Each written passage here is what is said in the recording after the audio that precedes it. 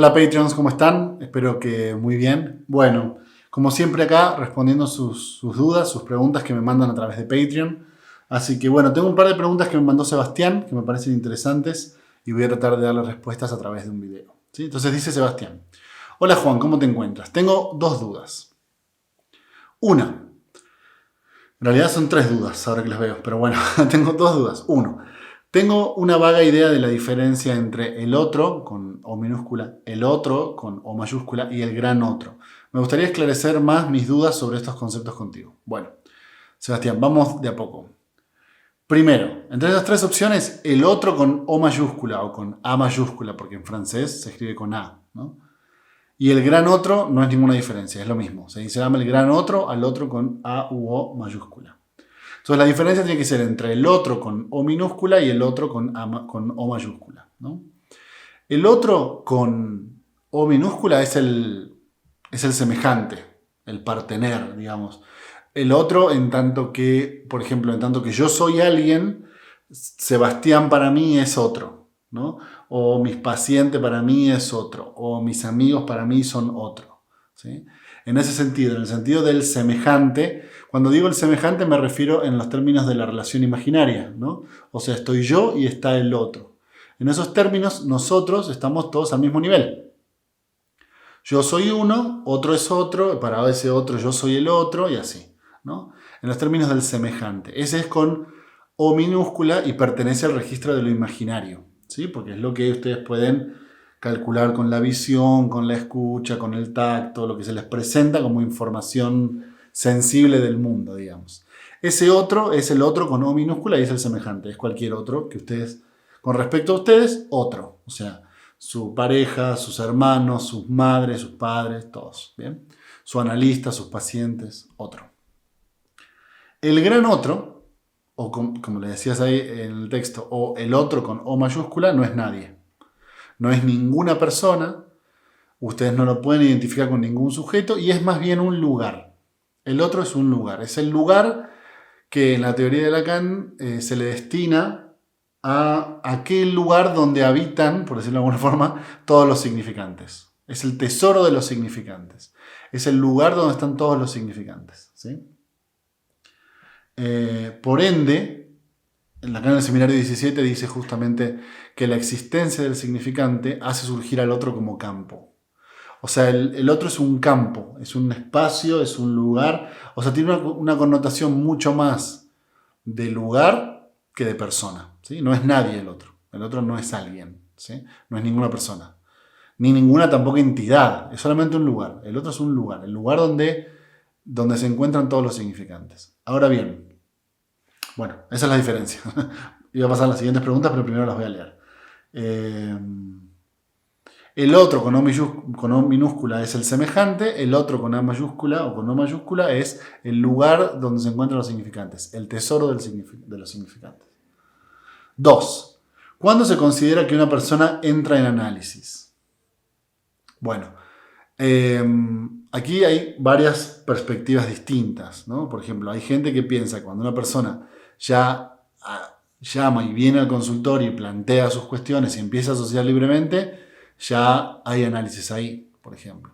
Lacan pensaba que no, que para poder plantear la idea de que se empezó un análisis, tiene que quedar muy clara la demanda de análisis. Y al principio, dice Lacan, la gente a veces no sabe muy bien por qué viene, ni siquiera, ¿no? Ni ellos lo tienen del todo claro. Entonces, la propuesta de Lacan es justamente que ustedes no tienen que adelantarse demasiado en, por ejemplo, pasarlos al diván, ¿no? Como una implicación de que empezó el tratamiento. Lacan hacía un montón de entrevistas preliminares, que él no llamaba entrevistas preliminares, pero sí le llamaba un montón de entrevistas, es decir, hacía un montón de sesiones donde los tenía cara a cara. Y en muchos lugares, Lacan nos anticipa el problema de pasar demasiado rápido a una persona al diván. No porque se vayan a psicotizar o esas cosas que decían los kleinianos, sino porque uno, antes de pasar a la persona al diván, tiene que estar muy seguro que ya hay demanda de análisis, ¿sí? Y para eso, dice Lacan, lleva su tiempo, no es algo tan rápido. Entonces, creo que en ese sentido va tu pregunta, ¿no? ¿Cómo pasamos de una persona que tiene una demanda, por ejemplo, porque algo le duele, porque algo le aqueja, porque algo le sucede en su vida, ¿Cómo hacer para convertir esa demanda en una demanda de análisis? Ahí depende de las perspectivas, ¿no? Yo en ese punto quizás soy un poco más freudiano. Para mí cuando el análisis empieza, porque para mí el análisis empieza con el dispositivo analítico, ¿entienden? O sea, cuando ustedes le dicen a la persona que diga todo lo que le venga a la mente, para mí ya hay una suposición de saber, entonces ya hay ahí el inicio de un tratamiento analítico. Pero Lacan pensaba que no. 3. ¿Por qué se dice que el otro no existe? Bueno, esta es un poquito más compleja. Que el otro no exista significa que en realidad, a ver, voy a plantearlo abiertamente, ¿no? Después especificaré sus salvedades, pero que el otro no exista significa abiertamente que únicamente es un efecto de articulación del significante. O sea, el otro surge únicamente por la existencia del significante. Como hay significante, como te decía en el seminario 17, como hay significante, ese significante supone un otro como campo, ¿no? O sea, por el hecho de que hay significante, la articulación significante se llama el otro, se llama el saber del otro, el S2, ¿no? El saber, el campo del saber. La pregunta que está ahí en juego es, bueno, pero entonces, ¿hay saber o no hay saber?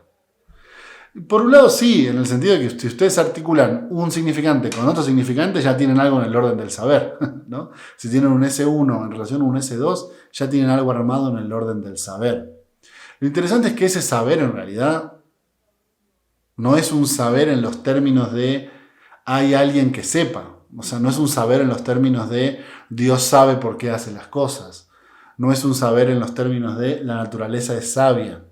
Porque en realidad ese saber solamente es un efecto de significantes.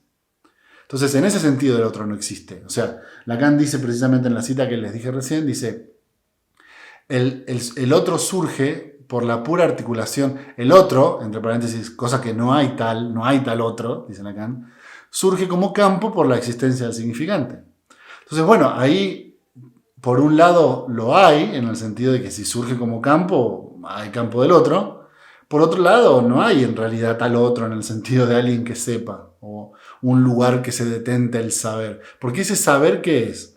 Únicamente una articulación significante.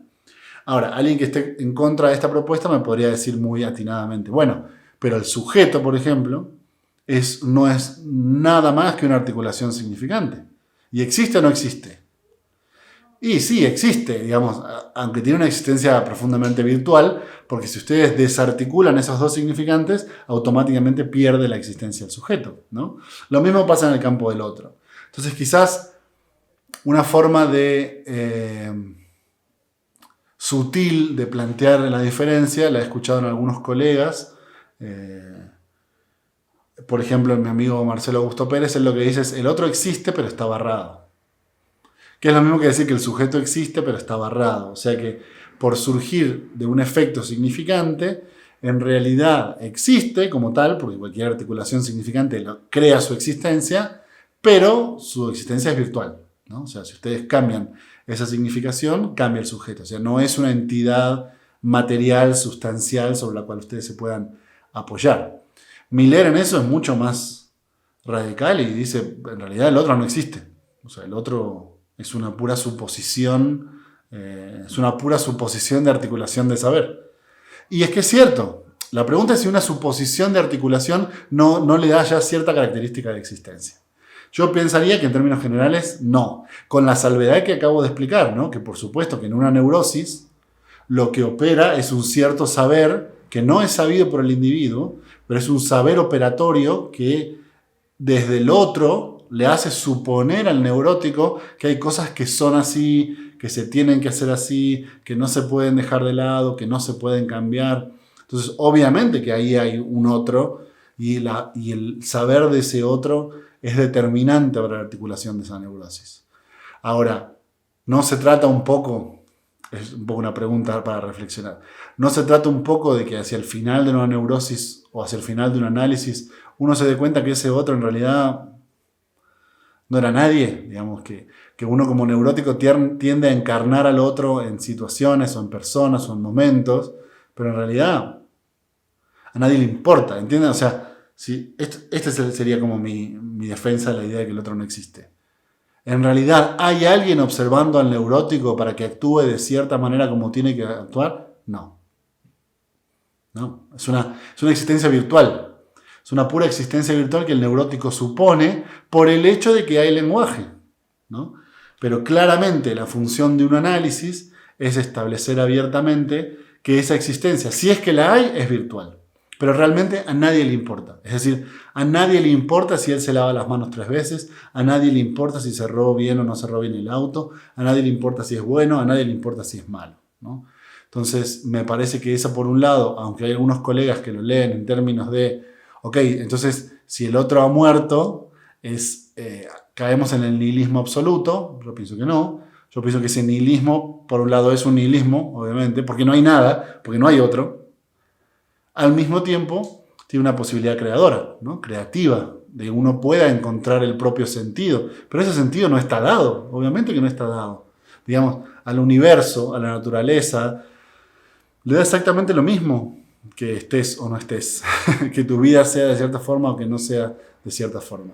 Ahora, para tu vida eso es realmente muy importante. Entonces, hay que tenerlo en cuenta para establecer el sentido de la propia vida. Pero ese sentido nunca puede ser en los términos neuróticos, porque el neurótico supone que el otro lo observa. El neurótico supone que el otro lo determina. El neurótico supone que hay un saber ahí que determina esa neurosis. Entonces, me parece que quizás lo que termina pasando hacia el final de un análisis es que uno pasa de un padecimiento más neurótico a un padecimiento más existencial. Bueno, Sebastián, espero haber sido claro. Muchas gracias a todos Patreons y ya saben, sigan mandando sus preguntas y yo las contestaré por acá. Que estén muy bien, Patreons. Nos vemos la próxima.